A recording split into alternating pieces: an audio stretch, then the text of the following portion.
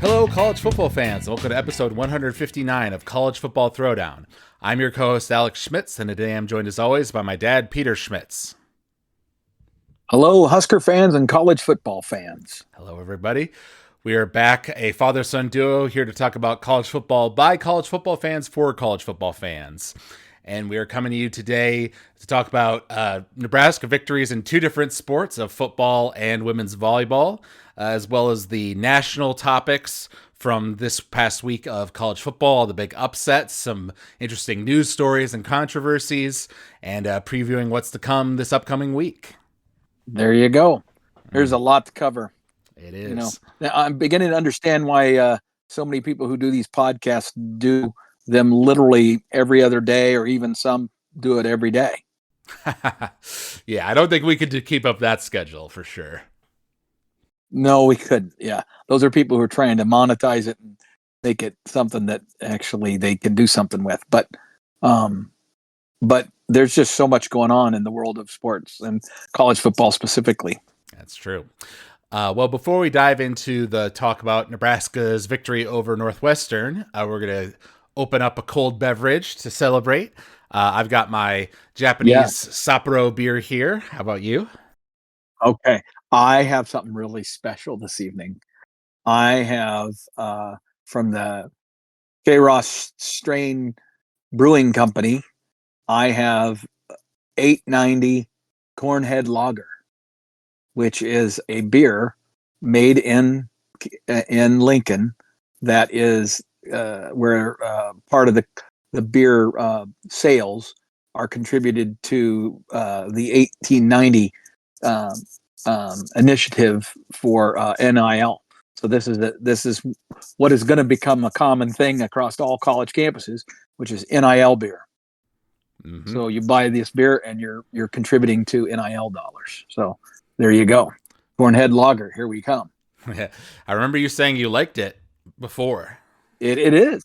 It's actually not a bad lager. I like it. So here we go. Okay. Cheers to you, son. Cheers. All right.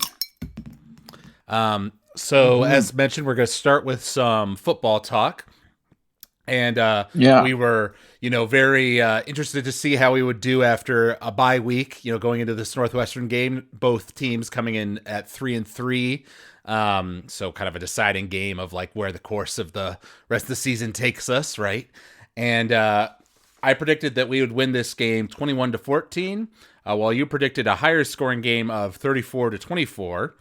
And it ended with a Nebraska victory, but lower scoring than either of us predicted, of 17-9. Now, I should say that I was busy at a film festival this weekend, so I was mostly listening to the game and then would have to turn it off when the movie started. So I caught basically all the second and third quarters, and then not the fourth and not the first. So thankfully, I was not listening live when we came out and threw a pick, and then came out the second series and threw another pick.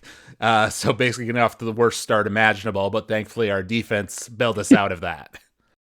Our defense did absolutely bail us out. Our defense was pretty remarkable and is the only reason we won the football game, frankly. Yes, very true. My kind of summary of the game, obviously having now watched through the full highlights of the game and, looking at the play-by-play to kind of figure out what happened and everything. It's a game where our defense and our special teams, came to play and managed to compensate for our lackluster defense. I know Northwestern ended up with a total of 257 yards, which actually superseded ours, which was 248. But I know at one point in the game, they were at negative total yards rushing it, because we had just stuffed them so badly there. Right. And if you look at their offensive numbers, they had three, maybe four. I might be forgetting one of the plays, big plays that represent probably, well over half and maybe 3/4 of their offensive production came on a couple of big plays. They had one running play where we screwed up our fit, and the guy basically broke through the seam, and then there was no one left, and he ran wild for like 65 yards or something. But one of our guys caught him from behind, which was a great characteristic of our defense in this game. On a couple of these occasions, there was a pass play also, very large, probably 40 to 60-yard pass play in the same circumstance where our guy got beat, but he stayed with it. He caught the Northwestern player and tackled him before he got into the end zone, and then our defense was able to stiffen at that point and withhold them to a 3-point field goal in both of those circumstances. So that was huge for Nebraska in terms of winning this football game. Yes. To be specific, they ran it 39 times for 81 yards, so basically averaging 2 yards a play. Well, we ran it the same number of times, but for 163 yards. So we were more successful there. While they had 176 yards passing it, we had 85. They were 12 of 23, yep. Right? So to your point, they only completed basically half their passes, but those ones they did complete, led to some big plays, right? Which did get them near the end zone, but thankfully we were able to stiffen up and force them into field goal situations. Exactly. Well, and that running stat, I don't know if you see what the longest, does it have a category for long? No, it doesn't. And you don't have that. Okay. Well, I would bet that their long run was pretty darn close to that total. So if you remove that one run, they probably ran for pretty close to 0 yards or 10 yards or something for the whole game. I mean, that's how good our defense was, except for that one play. Right. Well, and they were also 3 for 15 on third down conversions, while we were 4 for 12. And also not a lot better, right? No, not a lot better. But one thing we were better at them at, which I was happy to see, was penalties, which Northwestern, right, is often known for being a pretty penalty-free team, forcing you to make mistakes. But they had 8 penalties for 75 yards, while we only had 3 for 30. And after the previous game where we had a ton of false start penalties, I was happy to see that we were more controlled on that front. Right. Well, and their penalties, I mean, again, they're all penalties are not equal. And some of their penalties were devastating in terms of the timing of them. Right? They were at points in time where it just thwarted momentum for them, or it dug them a hole at the beginning of a drive that we were able to then really be more aggressive defensively because of it. I mean, there were just some things that they did that were very negative impact on their chances of being successful, and helped us a great deal, which again, not typical of Northwestern. Right. Now, despite that kind of rough start to the game, obviously coach kept Heinrich Harburg in the game as our starting quarterback, even though we know now that Jeff Sims is healthy and can potentially replace him if we get into a bind. But he stayed with Harburg, and he, like we mentioned, he threw it for about 85 yards. Didn't have any other turnovers after those 2 that he gave up early. And he ran it for 72 yards by himself. So, we managed to rally, and I know we had a nice drive at the end of the second quarter, which led to a touchdown, which was very nice. But you were rather frustrated with offensive coordinator Marcus Satterfield's general approach to this game. Oh, absolutely. I mean, after all the conversation about, that we wanted to be physical and we wanted to run the football and stuff, his play calling, in the first couple of series, especially those pass plays that led to the interceptions early in the game. I mean, I think there was a point there where, I'm going to say 6 of our first 10 plays were pass plays, and that included 2 interceptions. And if you were wanting to run the football because you were playing against a team that had the worst rush defense in the conference, right? One of the worst in the nation. Why you wouldn't want to try to establish a running game right up front, I don't know. But he seemed compelled to force the pass, and Harburg was just a little jittery. Now, since you may not have watched every snap, because I know you had some other things, Harburg dropped or almost fumbled 4 or 5 snaps and handoffs and various things. The ball was on the ground a lot, okay, and we recovered most of them, all of them, I think, or all but one or something. And so there were 2 or 3 drives that were thwarted because on a very critical play, Harburg is so antsy and just not settled that he's taking his eye off the ball and he's looking somewhere else. When the ball is snapped, the ball hits him right in the hands. This was not bad snaps. This ball was right in his hands and he dropped it. Okay. Right. He had another one of those exchange where he's trying to read, it's a zone read type thing. So it's a belly option where he's sticking that ball into the running back and then he has to pull it out. And that running back is supposed to squeeze.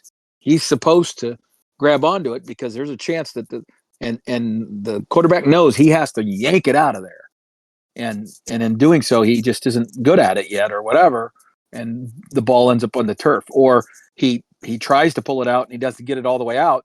And now it's sticking out and the running back still got it, even though he intended to keep it for himself. So then the running back ends up fumbling it. It's just that kind of stuff. So those are things that you would have thought the bye week would have helped clean up and make them go away. But instead, it was worse. Right? Right. Well, so I definitely did see 2 of those occasions like you're talking about. And it looks like, looking at the stats, we had 3 fumbles, but they were all recovered. Meanwhile, Northwestern had 2 fumbles and were both recovered. So both teams kind of struggled with that.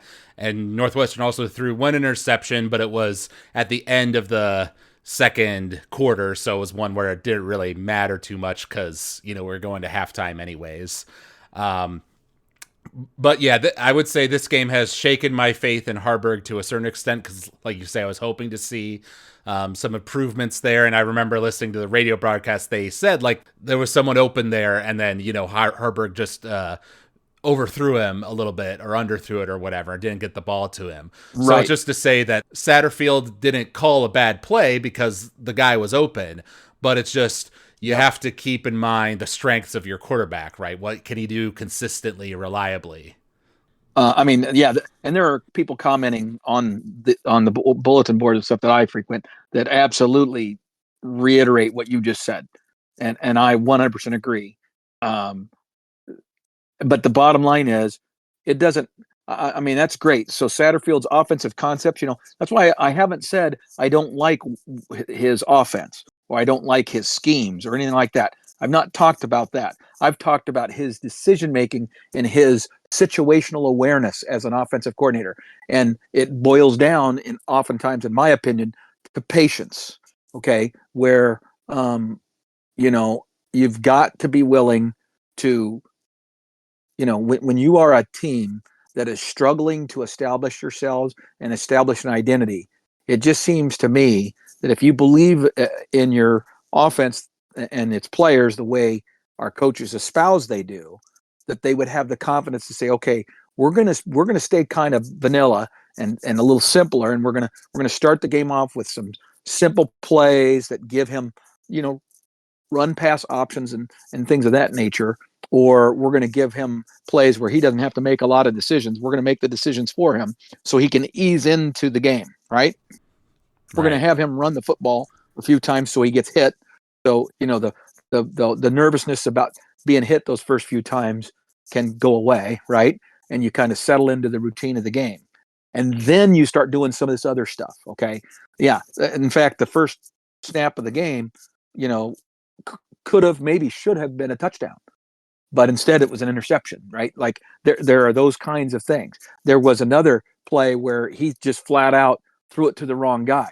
There was another guy that was wide open, easy touchdown if he just sees him, but he doesn't, right? So guys were open.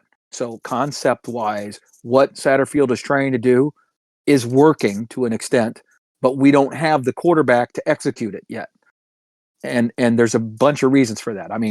His skills just aren't there physically yet, right? He can't throw the ball well enough or consistently enough, accurately enough to be the guy that we want him to be. And I don't know if he ever will. I think they would have to change his throwing motion in the off season. They would have to break it down, rebuild it, and then break him of old habits. if they want him to be a true quarterback, because I don't think he can ever be a great collegiate quarterback with the throwing motion that he currently has. That's just I'm gonna make that statement. But that's for the offseason. For right now, you got to understand as an offensive coordinator what your player is capable of and what they're not capable of, right? And how you should introduce them or run them into the offense, right? And it just seems like Satterfield says one thing and then begins the game with a series of plays that do not support what he says at all. Now, granted, that might be gamesmanship where they're trying to make the opponent think they're leaning towards this kind of an offensive approach, only to do the opposite of that at the beginning of the game and see if they can catch them off. But screw the surprise stuff. Just execute.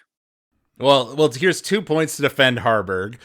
One is that the second interception wasn't really his fault. It was one of those weird situations where it was in the hands of the receiver, but he didn't quite catch it, so it got tipped up in the air, and then another Northwestern guy nearby caught it.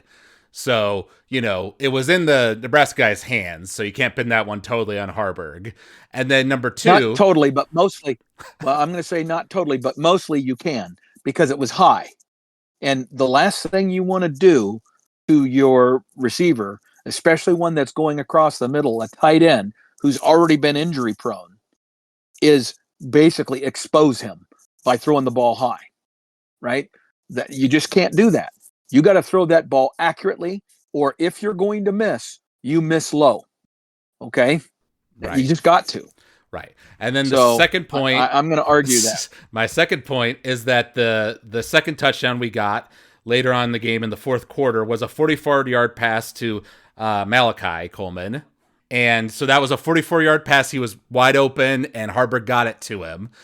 So there was a moment where we did have a guy open, and Harburg got a long pass to him, and we got the touchdown. So it's not that he can't do it; it's just consistency.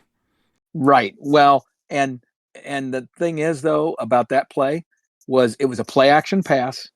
He had no pressure on him because the play action pass froze or held the line, right? Caused that delay, and Malachi was wide open. Now, I will tell you, that's the best pass I've seen him throw. It was beautiful. Malachi was able to catch it in stride. It was a beautiful pass, okay? So, yes, with proper mechanics and everything, he clearly has enough arm strength to throw it 45 yards, which, frankly, you don't need to throw it a lot further than that. But the issue is, do you have the arm strength and the ability and the discipline with your mechanics to do that while you're moving left, while you're moving right, et cetera, and maybe while you've got to step up because you got pressure. Those are the elements of being a great quarterback that Heinrich doesn't yet have. Now, I'm not trying to bag on Heinrich. He's done a very good job for us. I love his competitive spirit. I love the intensity of him as a competitor. He appears to have some good natural leadership qualities. I think his teammates genuinely like to play hard for him, right? So I don't think there's any issues from that standpoint. But he needs to settle down and accept that, hey, I don't have to do everything perfect. I just got to play. I just got to play the game and let my instinct do what it's always done for me. You know what I mean? He's almost overthinking things, and that's what freshmen tend to do, right? Or young quarterbacks, I should say. Right, because he's a sophomore. But because he's a sophomore, but he's still a young quarterback, right? Like, yes. He hasn't had a lot of playing time. Yes. So, but I'm not saying he's playing horribly and he should be replaced right away or anything like that. But I am saying that I need him to settle down. I need him to show a little bit of progress on the maturity scale, so that he's not dropping 2 or 3 snaps and giving up 3 critical plays, because we don't have an offense that's able to overcome that very often. Here's the thing, and we haven't even got into the injury situation. Yes, we'll get to that in a minute. Right, but we got some wide receivers like Malachi who are now getting more playing time, and they have the potential to be better than the guys that they replaced. So that's an exciting element of this, even though they're young. Right. Two other points to take away from this game that are positive, even though overall it was a messy game for us, despite it being a win. One was that we got 8 sacks on Northwestern for a total of 51 yards. And then number two, Tristan Alvano made a 47-yard field goal in the first quarter that tied up the game for us. Into the wind. Right. Into the wind. Yes. And, that's amazing. He obviously had his fair share of struggles earlier in the season, but these most recent games, he's shown some improvement, hit some longer field goals more consistently. So I'm hoping to see that trend continue forward, as well as our, aggressive Tony White coach defense, being able to get some of those tackles for loss and, help us swing the field position battle in our favor. Yep, I agree. I thought our defense played a really good game. I love the way Tony White called the game. Alex, when other coaches, even at the end of the game, when other coaches would have been doing that, prevent victory defense that we always talk about, he didn't do that. In fact, he was blitzing on the last plays of the game. And it's why we sacked them. We had negative tackles for loss in the last few plays of the game. When the outcome was still in doubt, we were only up 8 points. They score a touchdown on some cheap, fluky play, and then get a 2-point conversion, and ball game's tied. We're going in overtime. Okay, but Coach White didn't back off. He kept playing the same defense he'd been playing the whole game, and it worked. So I love that. Yes, I love that too, because yes, we're anti-prevent here, as we've talked about in the past. Exactly. But it was a win for Nebraska, a critical win. So now we're 4-3. We have a positive record for the first time in like 1,000 days, I think was the stat. Oh, is that right? So that's great. But on the negative side, we had several critical injuries on the offensive line. Turner Corcoran and Ethan Piper are both out for the season. And then I'm going to mess up this name. Noureddin Noli is injured at least for the Purdue game and maybe more. Lastly, Billy Kemp, who is our top receiver for the whole season, is also out for a few weeks with a MCL sprain. Yeah, and I'm going to tell you, an MCL sprain, even after you come back from that, he's never going to be the same the rest of the season. And he'll probably, what I worry about when someone has an MCL sprain is the stability of the knee is still negatively impacted. They'll probably have to put a knee brace or at least a knee sleeve on him. And he's going to be very wary and conscious of that. And if you're a wide receiver that needs to be able to plant and cut, he will never be the same player this year that he was prior to that injury. So you need to count on the fact that he is going to be less effective from here on out. And he was the only wide receiver left from our starting 4. I mean, it's crazy. I mean, so we're down to basically wide receivers 5 through 9 at this point being our wide receiver room. Yes. So our youth is being tested. Yes. Some bits of positivity shining out of the darkness here is that Tommy Hill is confirmed to be playing this weekend. And then Ben Scott, who was our center and had a scare in this game against Northwestern, but apparently he's all right. He's going to keep playing. So we're not completely decimated. But it does kind of bring the question up, we've had so many injuries this year, right? Obviously, by the midpoint of the season, everybody's been injured. Everybody's lost some starting line players. But there's been a considerable amount for Nebraska this year, which starts to make you wonder about like our strength and conditioning program, right? Like, is there something wrong with how we're doing it, right? Something that's leading to these accidents happening? There's always that question. So a couple of things. Number one, it is devastating. It is highly unusual, the amount of injuries that we've had. I mean, it's kind of mind-boggling, actually, when you look at it. A note about this coming week's game. I think there's only going to be 2 seniors starting against Purdue on the offense, because we're down to no offense and defense. Oh wow. So I mean, there is there. I mean, we're down to the scrub, not scrubs, but to the lower units for sure in a lot of ways. But our defense actually isn't in that bad a shape from an injury standpoint. So the vast majority of this devastation has happened on offense, except for cornerback.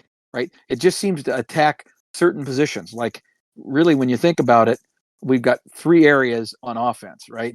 Wide receivers, running backs, and then offensive line. Right. Right. And so, well, and quarterback too, kind of. well, kind of, but yeah, that was just having one injury at quarterback probably isn't all that unusual for any given season.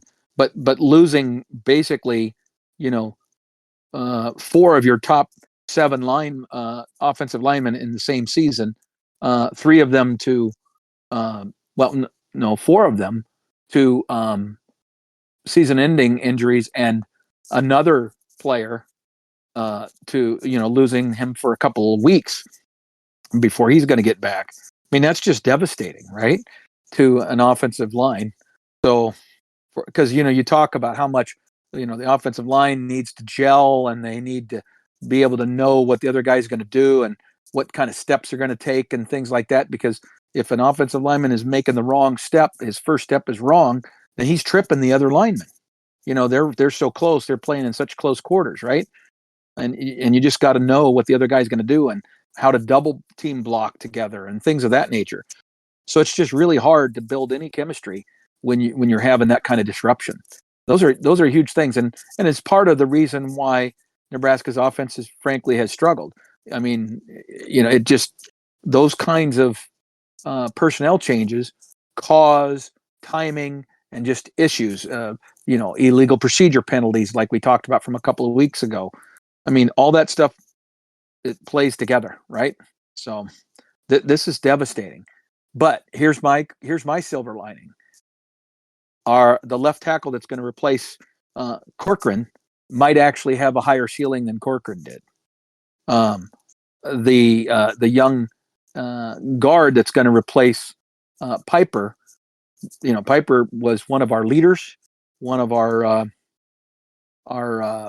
guys that went to represent us at media days, at the beginning before the season began. So he's an important player for our team, and now he's gone. Right now he's off the field. So this young kid, though, maybe he rises to the challenge, rises to the occasion. So I mean, my only hope is that maybe because of some of those things, those second teamers have all been playing together. So maybe some of their timing isn't going to be bad, because all of a sudden we have a whole new left side. Right. Now. So we'll see. And we're strong, and we're getting healthier on defense. Right. Well, I was going to say, the glass half full view is that if we still manage to win games with this, second team offensive line and these offensive players, and they, like you say, rise to the occasion, then we're building experience in our youth, and then that will play dividends for us next year, where Correct. We'll be losing those seniors anyways, right? So that's the positive, hopeful view of it, but we'll see how that actually plays out. Right, exactly. Well, and here's the thing: if we can just find a way to win 2 more games and get to that 6-win total and get to a bowl game, so we have those extra practices and stuff, then I think Nebraska fans will begin to accept this as a silver lining of a bad situation. But if this ends up causing us to spiral in a negative direction because our offense becomes just completely inept, then that's going to be a problem that will be a big negative for us. So this week is super critical. And here's the thing that's not going to make that easy. Purdue has a new head coach who is a defensive mastermind of sorts, and who did really well. He was the coordinator who was responsible for Illinois' defense over the last couple of years, which was one of the best in the country. So he is going to be scheming with his defensive coordinator to take advantage of the fact that Nebraska's offensive line is in shambles. Now, the truth is, so is theirs. If I can shift a little bit to some Purdue focus and stop talking about the last game. The Northwestern game is over. It's a W. Let's live and learn, and let's move on. But hopefully we're going into that game with a defense that I think is feeling really good about itself, that's gaining in confidence, and frankly has built some depth that's going to allow us to do even more things, and that's a good thing. But we're going to be facing a quarterback that's probably the best quarterback we've faced, since J.J. McCarthy from Michigan, and he pretty much picked us apart. So we need to make sure that our defense holds up to the talent of this quarterback. Now, he doesn't have Michigan wide receivers or talent at the offensive line, but he's a talented guy, and he's a runner. Right. Well, so just looking at the Purdue game from an outside, surface level perspective, you'd say, oh, Nebraska's 4-3 coming off a win. Purdue is 2-5. They've kind of struggled this year. Should be a win for Nebraska. I haven't actually looked up what the Vegas odds are. I wouldn't be surprised if we're the favorite. But when you look at their schedule, they've played a pretty tough schedule so far. Yes, they have. They beat they were beaten by Fresno State. They then came around, beat Virginia Tech, lost to Syracuse, lost to Wisconsin, beat Illinois, lost to Iowa, then lost to Ohio State. And then they've had a bye week. So they have had 2 full weeks to rest and prepare for this game. They're coming off of 2 losses, right, against Iowa and Ohio State. And the Ohio State loss was a bad one, 41-7. So like you say, they've got plenty of problems of their own. But the easier part of their schedule is coming up. So I wouldn't be surprised if they end up with a much better record by the end of the year. And then obviously we are, beat up in many ways, as we have referred to. But it is a home game for Nebraska. And it is at a crucial point of the season, maybe not as crucial as this past Northwestern game was with us at 3-3. But this kind of stretch, like you say, if we want to get to 6 wins, if we want to go to a bowl game, then this is our time to do it, because we've got Purdue, and then we play at Michigan State, who has also struggled this year. But then our final 3 games are Maryland, Wisconsin, and Iowa, which I would say are tougher for sure. So if we could get to 6 by the Michigan State game, obviously you still want to win those last 3, but we would have some safety cushion for our tougher kind of final stretch if we could pull that off. That's kind of my thought. I agree with you that we need to seize this moment. Number one, particularly this week, because it's a home game. And so you need to be able to take advantage of that and make sure that you're maximizing that home field advantage. It's going to be cold for the first time this season, this weekend. It's going to be blustery probably, and high in the 40s, low in the mid 30s. So, and we're playing it at 2:30 Central Time. So, that's not quite peak temperature, but pretty close to it at this time of year. So it'll probably be mid 40s, and I'm going to guess that it's going to be a cold, blustery wind, and so that's going to be the first game of the season for most of those players to experience that, because we really have had spectacular weather up until now this fall. So, we're the one with the bobbling fumbleitis problem, and usually cold weather, brings that on and makes that even more acute. So we have to get that solved this week. But I have this feeling that that the offensive line modifications that we have to make, offensive line play hasn't necessarily been our strength. And I don't want to say it can't get any worse, because it could, but there's a chance that it could get better, is what I would say, especially if our left tackle rises to the occasion, because he is a very talented player.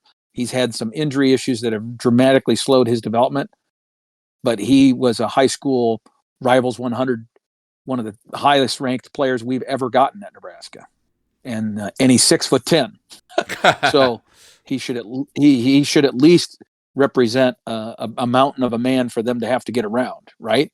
And so if he can rise to the occasion and play somewhat like he was capable of before his knee injuries, then all of a sudden that could actually enhance our passing game, right?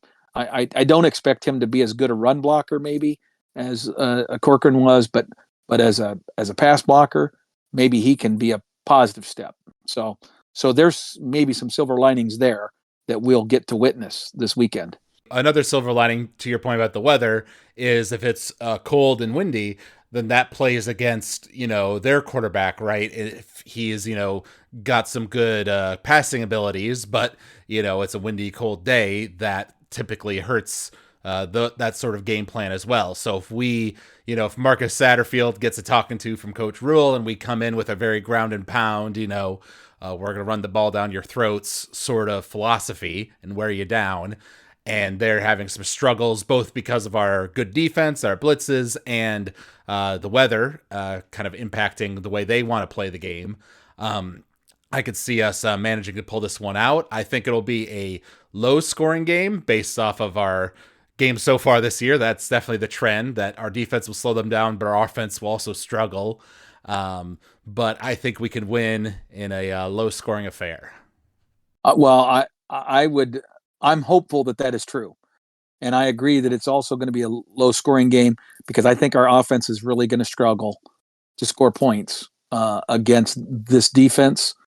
And given all the changes and the injuries on our offense, we're going to struggle from a consistency standpoint. I just hope we can secure the football. And if we don't turn the ball over a bunch, I see this as a victory for us also. I'm going to predict a score somewhat similar to the one that we had last week, except that I think they're going to score more points. This quarterback from Purdue is pretty damn good. So I think they're going to score 14, and I'm hopeful that we can score 24. So I'm going to say 24-14 Nebraska victory. Okay, I like your score. I think I'll go somewhat similar, but maybe say it's a bit closer. So I'll say Purdue wins, or we win 21-17 over Purdue. Awesome. Well, I'll tell you what, Alex, if we can get that done, that would mean that we would have won 5 of the last 6 games we played. Yeah. And our only loss during that stretch was to Michigan, who's the number 2 team in the country. So all of a sudden that would paint a different light for the trajectory of the Nebraska football program, I would say, both, within the state, but also nationally. I was listening to another podcast that I enjoy, and that was one of the points they were making was that, in the fourth quarter, because of what Tony White's defense has been doing now in recent years or recent weeks and what they did, during the actual game, you felt a little better that it wasn't going to end up being, here we go again, lose at the end, right? That they actually had some confidence. Their PTSD was diminished a little bit about the past end of game meltdowns. And I can't say that I'm there yet, but I get their point. And I think that's a great sign that our fan base is starting to realize, hey, we actually have a defense that we can trust a little bit, and if that's true, then all of a sudden, I think if our offense just starts to realize that, and that's the big message from Rule is, hey, our offense needs to step up.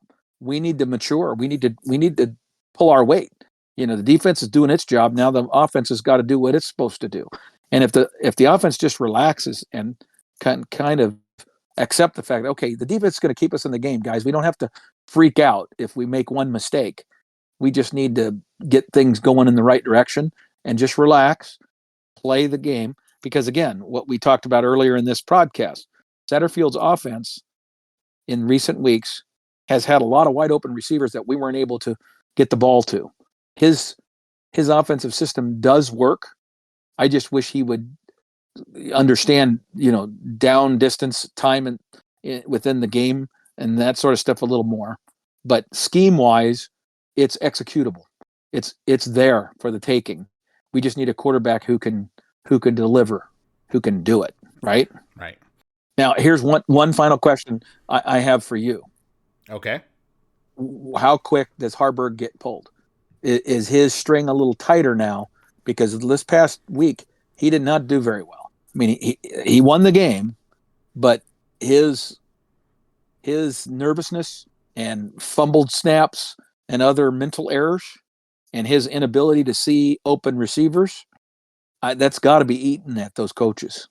And so I got to believe that they're now at least a little bit more willing, because enough time has gone by, to maybe give Sims a shot if Harburg struggles. Right. Well, my counterpoint to that would be Sims definitely has a more consistent, accurate arm than Harburg was, but there's still no on the field proof that he will be any less interception prone. In fact, he was more interception prone when he was playing his games. So I would say Harburg has a full half.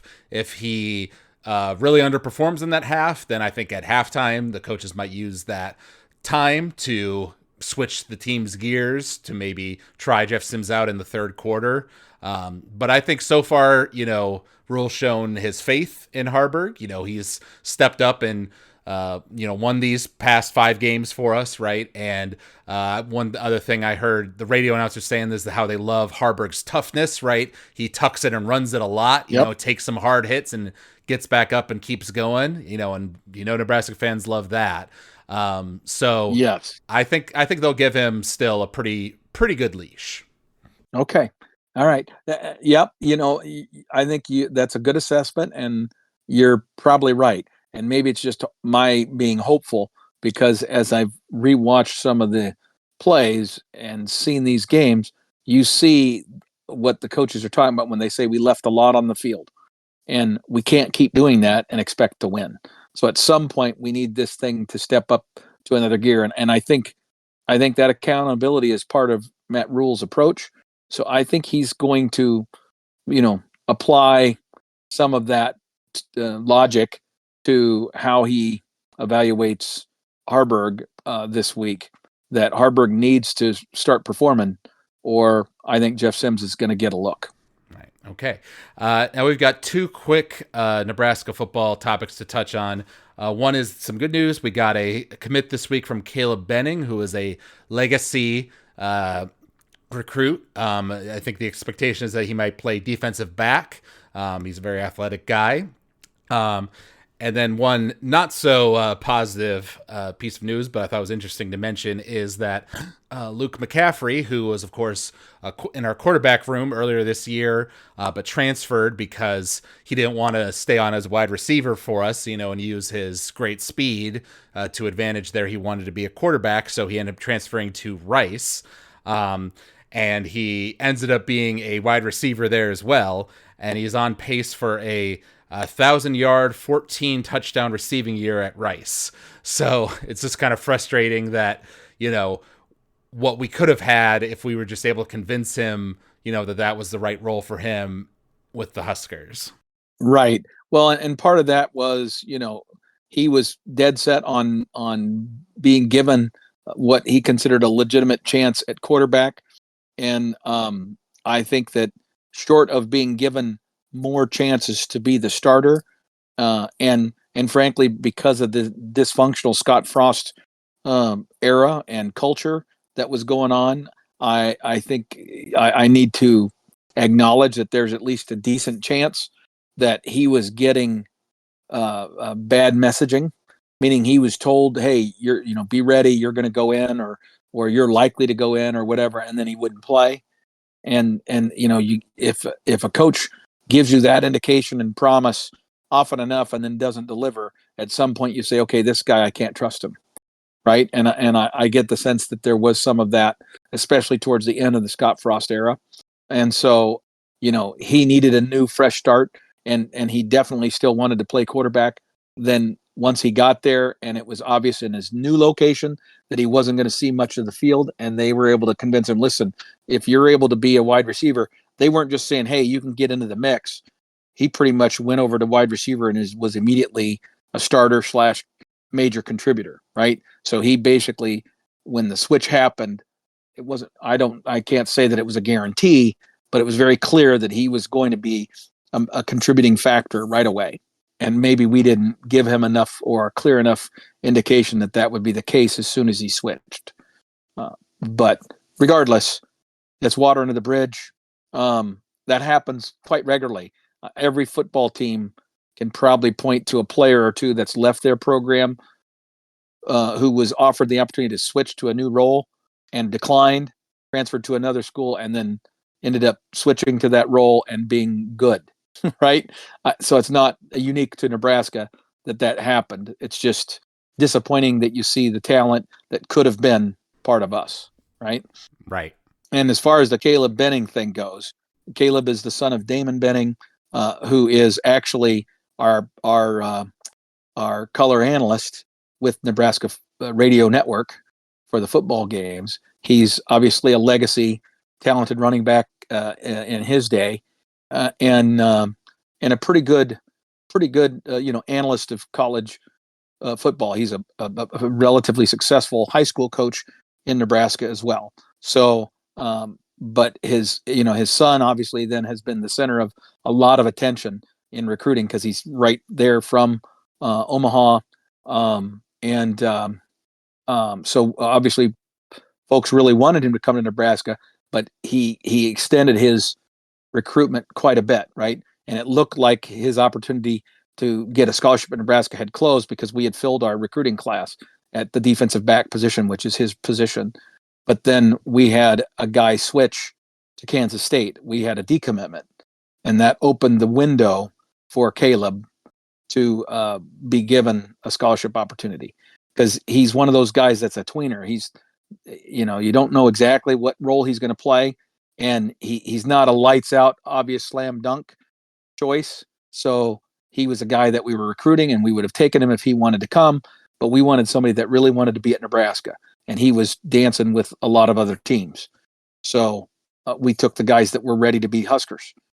And so people were kind of on him a little bit about that he missed his window, right? But then things happen. A scholarship was offered. He accepted it. And then sure enough, another guy decommitted like 2 days later. I suspect we already knew that decommitment was coming. And so that's what made the scholarship available for Caleb. So I'm excited because I think Damon was a hell of a player. And I just hope that his son has his attitude and commitment to excellence. Yeah, I hope so too. Now we're transitioning into the Nebraska volleyball part of this podcast. Obviously, we talked about the two big games that were coming up on last week's episode. There was Northwestern in the middle of the week, and then Wisconsin, the number one team in the country, at home against Nebraska. We managed to win against the Northwestern team 3-0. Kept it together, paved the way for us beating Northwestern in football, which was a nice 1-2 punch, for the two sports. And then, of course, there was the big Wisconsin game. I got to watch the first 3 sets televised, and then once again was at this film festival, so I was listening to the rest on the radio. Thankfully, got to listen to the end of the game audibly before my movie started, so I was pumping my fist, with my earbuds in when I heard that we, got a critical point. And it was awesome to listen to, especially that fourth set, right, where we went up by, I believe, 4 points, and then slowly lost the lead, and Wisconsin got out to a 3 or 4 point lead. We're nearing the 25-point mark, and then we managed our own comeback and managed to tie it up and win that set 26-24 to bring it to a 5th set. So why don't you talk about your feelings watching that game? Oh, it was an absolute emotional roller coaster. It was just so cool because, again, Alex, this was a bunch of firsts. This was, again, a record crowd for the Bob Devaney Sports Center since it's become the home of the volleyball team of almost 9,200 people. Basically, it was 9,200 people were in the Bob, which was substantial, about 300, well, probably about 100 more than the record that was set a few weeks ago, but for the Penn State game. But the place was just packed. I mean, the standing room only was 4 deep, and it was rocking. The students who wanted to be part of the student section had literally stood in line since the morning. So they chose to skip the football game so they could stand in line to be, because the students only, it's a first come, first serve for the student seats. And so they were willing to make that commitment, and they did. And there was like 1,200 of them. It was just really, really an incredible environment. The Big Ten had never promoted. I mean, they had a countdown clock on Big Ten Network for this game. So while the football games were going on, and during the halftime conversations, there was a countdown clock at the top of the screen for the volleyball matchup. So they built this thing up. I mean, they gave it attention and promotion like they've never done before. Right. Well, I saw they were even calling it the match of the century, which seemed maybe a little overblown to me, but it was undefeated number 1, number 2 playing each other. Well, and although 1 versus 2 has happened with some regularity since the beginning of the 2000s, the reality is the number of times that number 1 has played number 2, where both teams were undefeated this late in the season. We were 17-0, they were 18-0, or maybe we were both 17-0. I don't remember what the exact numbers were, but to have both of us be undefeated, number 1 and number 2, this late in the season, that doesn't happen very often. It had only happened like one other time, and it wasn't this late in the season. So this was a very unique set of circumstances for to have both teams be undefeated in this circumstance, and just all the history and rivalry, the fact that Wisconsin had beat us 10 matches in a row. We had the devil on our back that we were carrying, and we were trying to break the curse, whatever you want to call it.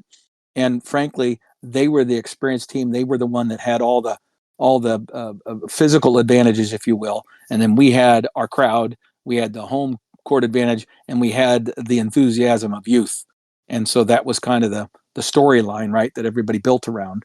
And, everything is more elevated with this team because of that stadium match that happened earlier this year. There's just more attention than there's ever been on Nebraska volleyball. Yeah. And so for those guys, it was an absolute, and then the game itself ended up living up to the billing, right? I mean, you got a 1 versus 2 matchup, and some of the defensive play in this match was just incredible. Particularly, our backcourt, but also their backcourt. I mean, their defenders in the backcourt were digging balls that would normally have been kills for us, and same us against them. But then in the second set, they absolutely consumed us, overwhelmed us. No one gets 12 blocks in one set. No one, ever. Yeah, that was brutal. And they just swallowed us up. And for us, our young team, to be able to respond and have the resiliency to come back from that and not crumble mentally and lose confidence and then, just basically fold. I mean, the reality is that, Wisconsin can look at that and say, we should have won in 3-0. If they came back late in set 1 and we ended up winning 25-22, I think, but they could have easily, fought and got a few more points in that first set. They pull that off, then we never get to set 4 and 5. But because we were able to get that first set, then we hung around, we figured it out. We started, finding other ways to attack them, not attack so low into their block. And, we were able to put some more service pressure on them. And this is a team that was serving lights out before they played us. They were leading the Big Ten and one of the best in the country at serving. I think they were averaging it was like 2.7 aces per set.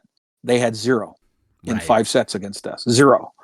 That's huge, right? So it's pretty remarkable. Both the resiliency we showed and the incredible defense and passing that we were able to show, where we were able to basically keep them from accumulating a bunch of aces. Now, honestly, you ask me today, I'm going to tell you right now that unless we dramatically improve between now and the next time we play them, which is going to be at their place in November, they're going to beat us, right? And we're going to end up splitting the 2 games this year, and unless we see them a third time in the NCAA tournament.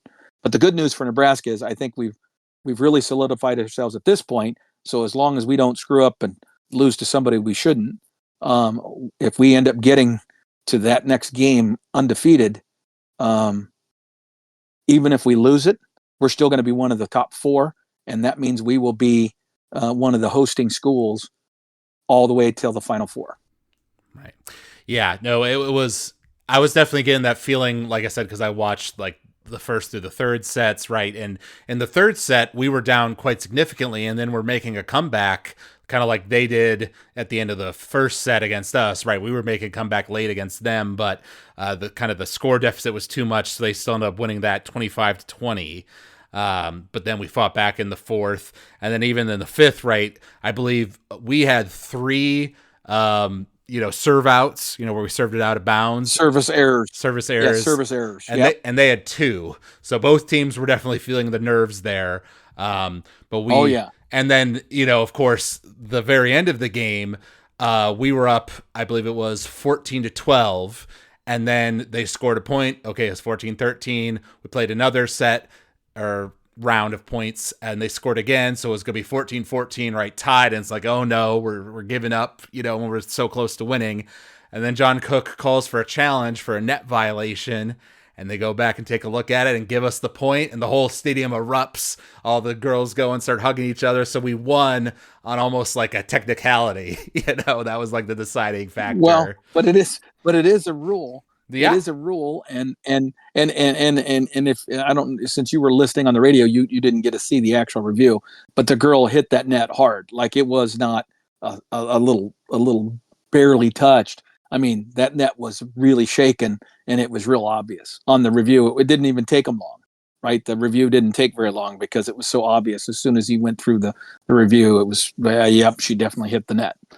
So that made it a little easier for us to deal with, because the reality is that Harper did not get on top of that ball. Like she swung too soon, or the set was too high. I don't, you can argue what the circumstance was, but the bottom line is she hit the bottom side of that ball, and that ball went flying out. It wasn't even close.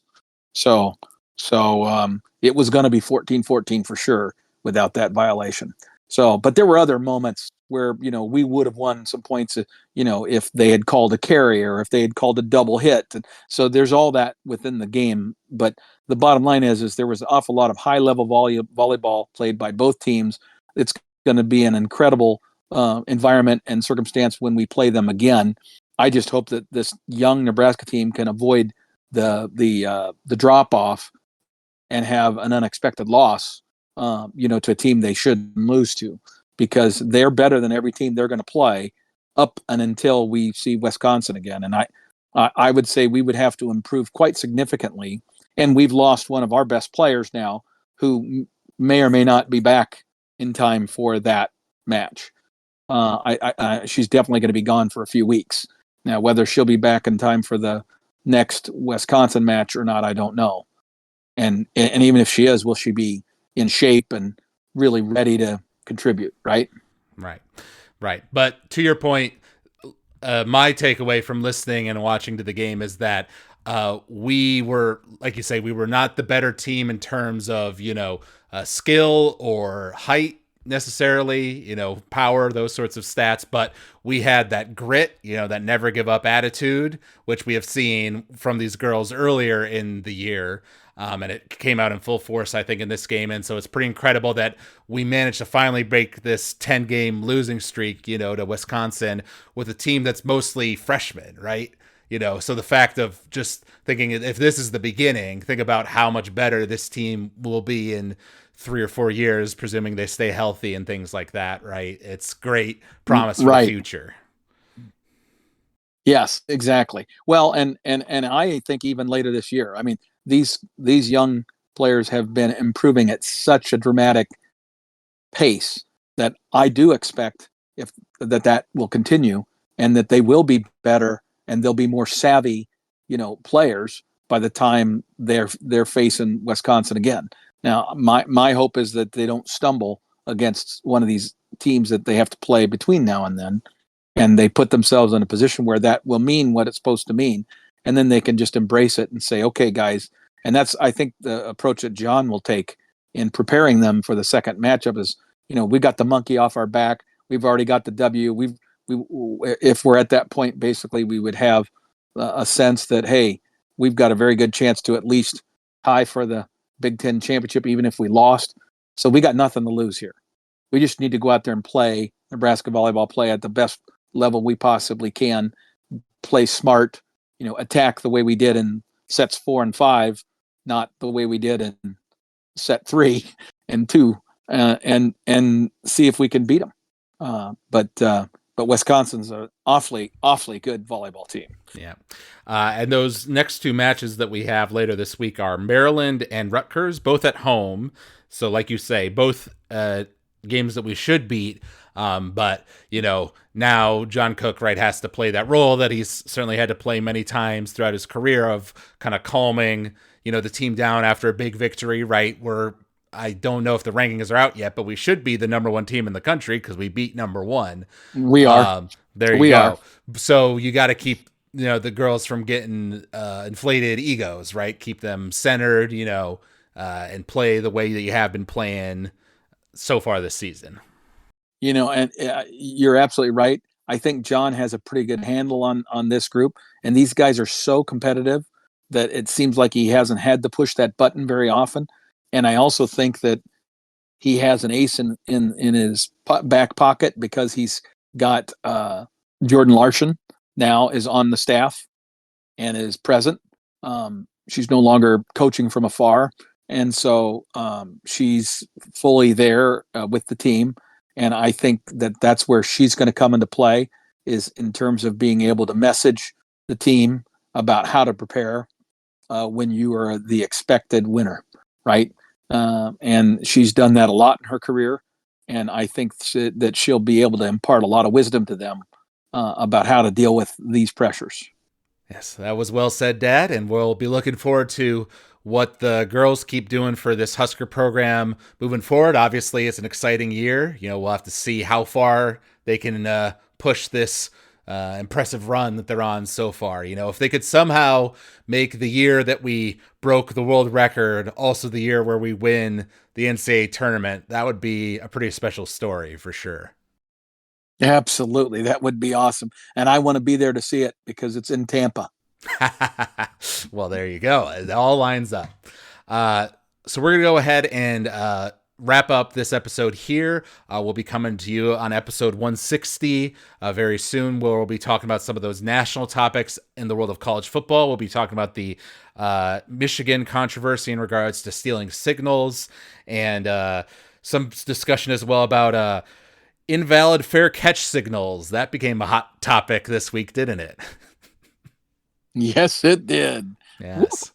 So we'll be getting into that, as well as predicting what will be coming in week 9 of college football. So if you all enjoyed listening to this podcast, you can reach out to us at huskerpete13@gmail.com. You can also find us if you search for us on Apple Podcasts or Spotify. You can leave us a rating or review there. We always love hearing from the fans. So thank you all for listening, and thank you, Dad, for joining me for this episode. And until next time, go Big Red. Go Big Red.